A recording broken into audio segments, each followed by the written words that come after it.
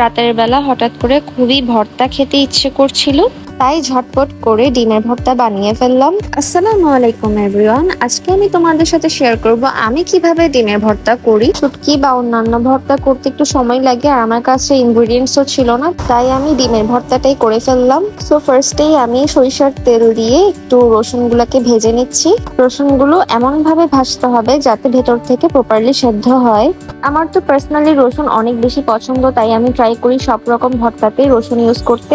উল্টে পাল্টে করে রসুনগুলো নেড়ে দিতে হবে যাতে সব সাইডে একই কালার আসে। 5 থেকে 7 মিনিট ভাজার পর যখন রসুনগুলো ব্রাউন কালার হয়ে আসবে, তখন আমি একটা প্লেটে তুলে নিচ্ছি। ভালোভাবে সেদ্ধ না হলে কিন্তু ভালো করে চটকানো যাবে না রসুনগুলো, তাই চেক করে নিতে হবে ভেতর থেকে ভালোভাবে সেদ্ধ হয়েছে কিনা। আমি আগেই ভর্তার জন্য পেঁয়াজ কুচি আর পুদিনা পাতা কুচি করে রেখেছিলাম। আমি যে তেলটা দিয়ে রসুন ভেজেছি সেই তেলটাই কিন্তু আমি ইউজ করব ভর্তাতে। যেহেতু আমি ঝাল খাই না, তাই আমি কোনো মরিচ বা শুকনা মরিচ অ্যাড করিনি। তো এখন আমি লবণ দিয়ে পেঁয়াজ আর রসুনগুলোকে চটকে নিচ্ছি ভালো করে। এরপর আমি পুদিনা পাতাটাও মিক্স করব। বাসায় যখন কোনো তরকারি থাকে না বা তরকারি দিয়ে ভাত খেতে ইচ্ছা হয় না, তখন কিন্তু ডিমের ভর্তাটা খুব ইজিয়েস্ট ওয়েতে করা যায়। আমি জানি আপনারা অনেকেই ঝাল পছন্দ করেন, বাট আমি ঝাল খেতে পারি না।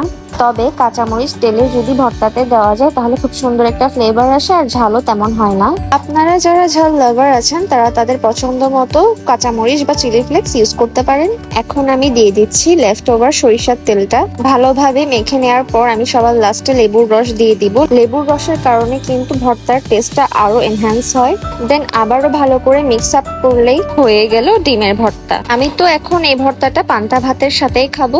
এই গরমে পান্তা ভাত শরীরের জন্য খুবই উপকারী। তো এখন আমি আমার প্লেটে পান্তা ভাত নিয়ে নিচ্ছি, আর সেই সাথেই থাকছে ডিমের ভর্তা। আমার আজকের ভিডিওটি ভালো লেগে থাকলে অবশ্যই একটা রিয়েক্ট দিয়ে যাবে এবং পেজে ফলো দিয়ে যাবে। তোমাদের ভালো রেসপন্স পেলে আমি এরকম ভর্তার ভিডিও আরো আপলোড করার চেষ্টা করব।